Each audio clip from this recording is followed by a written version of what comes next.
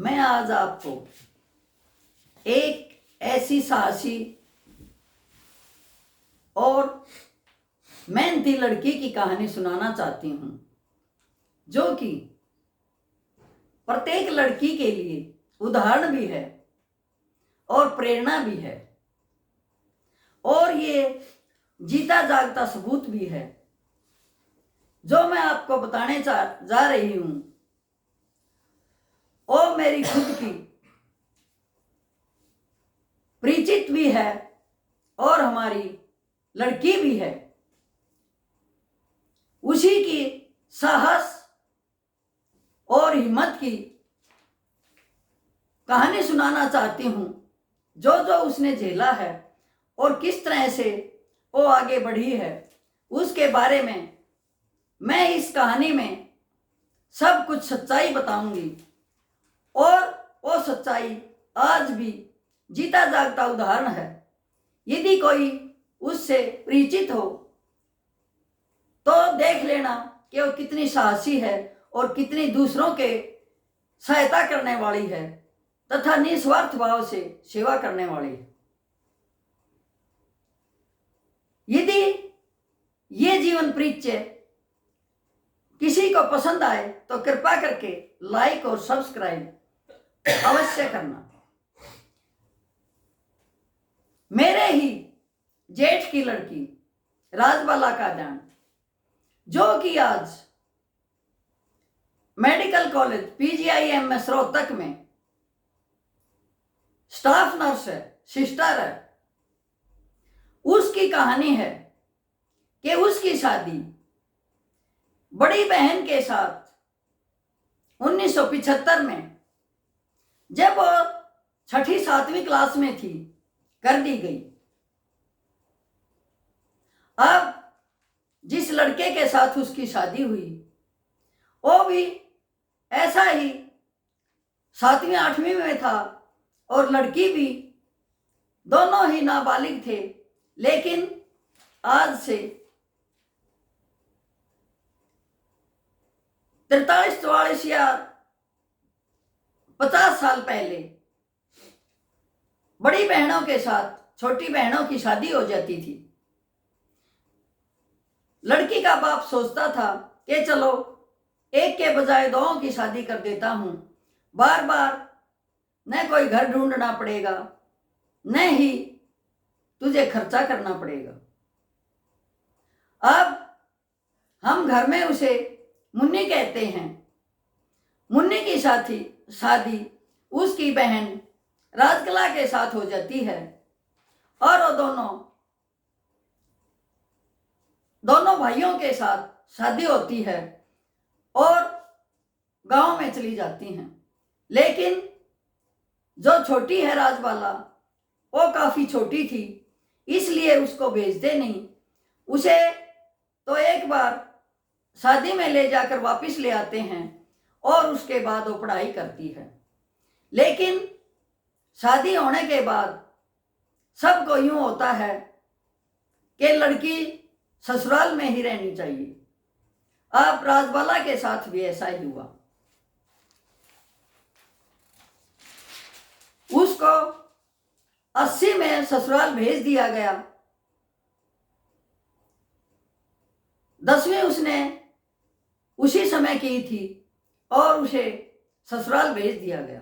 अब बच्ची थी, कोई खास अकल थी नहीं, लेकिन जैसे घर वाले चाहते थे, ससुराल वाले चाहते थे, वैसा ही हुआ। अब बेचारी सारा घर का काम करती, खेत में जाती, घास काट के लाती, भैंस का भी करती, घर का भी करती, बहुत दुखी हो गई। अब उसके ससुर ने सोचा कि क्यों ना इसे आगे पढ़ाया जाए। अब उसके 10वीं में नंबर भी बहुत कम थे, इसलिए उसे बेरी की ITI में एडमिशन दिलवा दिया गया कि कढ़ाई सिलाई कुछ न कुछ तो सीखेगी। अब वो घर का काम करके आती, लेट हो जाती, वहां डांटे पड़ती, फिर वापस जाती, वहां जाके फिर काम करती, बहुत दुखी हो गई। उस दौरान उसे लड़की पैदा हो गई 82 में, और उसके बाद और भी ज़्यादा परेशान हो गई, क्योंकि दोनों में ही मियाँ बीवी बेरोजगार थे। जिनका रोजगार था उनके बड़े जेठ का वो बड़ी धमकियां देता था, उन पे एहसान जताता था। अब ससुर बुजुर्ग हो चुके थे, कुछ कर नहीं पाते थे, बोल नहीं पाते थे। अब उसने घर में ही मशीन रखकर औरतों के चुनियों पर पिको करनी शुरू की, कढ़ाई करनी शुरू की, सिलाई करनी शुरू की। लेकिन वो भी उसके घर वालों को रास नहीं आया और कहने लगे, इसने तो हमारे घर को पब्लिक पार्क बना दिया है, औरतें आती हैं जाती हैं, यहाँ तो इतना रस रहता है। अब उसने सोचा कि अब क्या किया जाए। इतनी मेहनत करती थी, सुबह उठती, घास लेके आती, भैंस को भी डालती और सुखा के, देहात में ओबरा कहते हैं, ओबरे को भर देती कि फिर जब घास का समय चला जाएगा तो ये भैंस के खाने के काम आएगा। इतनी मेहनत करने के बाद भी उसी को कोई भी भलाई नहीं देता था। कहते थे ये करती क्या है सारा दिन, कुछ करती धरती है नहीं, सिर्फ खाती है सोती है। अब वो अपने आप से बहुत दुखी थी, लेकिन उसने कभी साहस नहीं छोड़ा, कभी धैर्य नहीं छोड़ा, हिम्मत से काम ली। और चिमनी में उसकी शादी हुई तथा डराना में उसने अपनी मशीन रख ली और वहां जाके वो अपना काम करती, सिलाइयाँ करती, कढ़ाइयाँ करती, पिको करती, बहुत संघर्ष किया। उसके बाद उसे लड़का पैदा हो गया। अब 2 बच्चों को संभालना और अपने लिए काम करना उसके लिए बहुत मुश्किल हो गया। एक बार क्या हुआ कि उसके जेठ ने उसके भला बुरा कहा, उसकी बहन ने भी उसे तंग किया और अपना सब कुछ छोड़ छाड़ के अपने ससुर पिता को कहकर कि पिताजी मैं बच्चों को लेकर अपने मायके जा रही हूँ, मैं अब और ज़्यादा सहन नहीं कर सकती। मैंने बहुत हिम्मत से काम लिया है, लेकिन अब मेरी हिम्मत जवाब दे रही है, क्योंकि मेरे पास 2 बच्चे हैं, भैंस का काम है, घर का काम है, ऊपर से मुझे अपने पेट गुजारे के लिए और भी काम करना है, तो इतना मैं अब सहन नहीं कर सकती और मैं अपने मायके जा रही हूँ। अब उस लड़की ने, राजबाला ने इतनी मेहनत की कि दोबारा से 10वीं का फार्म भर दिया और दोबारा से 10वीं क्लास का पेपर दिया। अब उसके इतने अच्छे नंबर आए कि गांव वाले भी देखते रह गए कि मुन्नी ने 2 बच्चों की मां होने के बाद, इतना संघर्ष के बाद इतने अच्छे अंक प्राप्त किए हैं। फिर उसने भिवानी के अंदर स्टाफ नर्स का कोर्स किया, अपने बच्चों को अपनी मां के पास छोड़ा। उस लड़की ने इतना संघर्ष किया, जो भी गवर्नमेंट जॉब का एग्जाम होता था अवश्य देती थी, दिन में सारा काम करती थी, रात को पढ़ाई करती थी, सभी के बारे में अच्छा सोचती थी, अच्छी मेहनत करती थी। अब उसका जब वो स्टाफ नर्स का कोर्स कर रही थी तो थोड़ा बहुत स्टाइफंड मिलता था। अब उस स्टाइफंड में ही अपना कोई छोटा मोटा खर्चा होता था वो कर लेती थी। तभी उसका सिलेक्शन ग्राम सचिव का हो गया, लेकिन जहां वो भिवानी के अंदर कोर्स कर रही थी उन्होंने 3 साल का बॉन्ड भरवा रखा था और कह रखा था यदि तू छोड़ कर जाएगी तो तुझे सारे पैसे वापस देने पड़ेंगे और तेरा जो नर्स का कोर्स है वो भी कैंसिल हो जाएगा।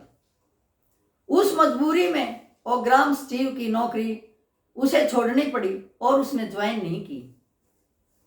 3 साल बाद उसने कोर्स पूरा किया, एग्जाम दिया, उसमें भी बहुत अच्छे मार्क्स आए और फिर आकर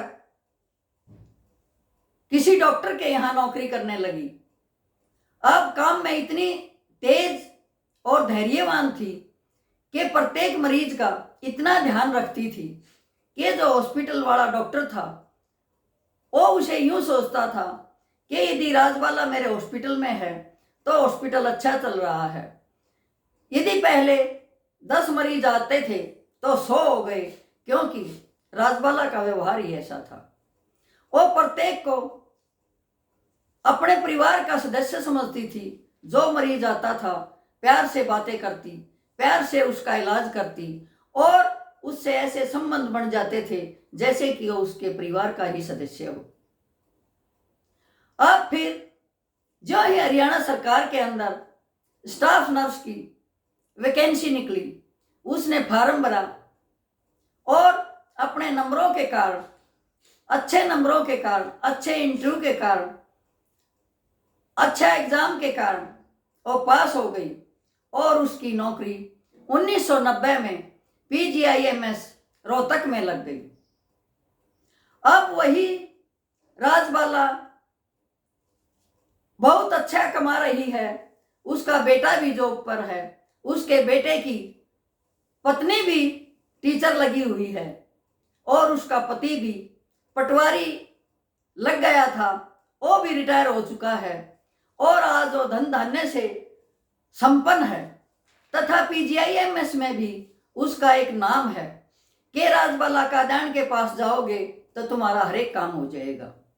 जो भी गांव का परिचित, बाहर का परिचित या चाहे अपरिचित भी हो, जिसे वो दुखी देखती है, हर एक की सहायता करती है, हर एक की सहायता के लिए तत्पर आगे बढ़ती है और उसकी आत्मा का ही, उसके धैर्य का, उसके साहस का, उसके परिश्रम का ये फल है कि आज वो एक अच्छी पोस्ट पर है, अच्छे खासी तनख्वाह लेती है और उसने अपने आप को इतना बुलंद कर रखा है कि यदि एक बार हम जाके PGIMS में उसका नाम लेंगे तो क्या 4 क्लास, क्या 3 क्लास, डॉक्टर तक उसकी बात को नहीं मोड़ते।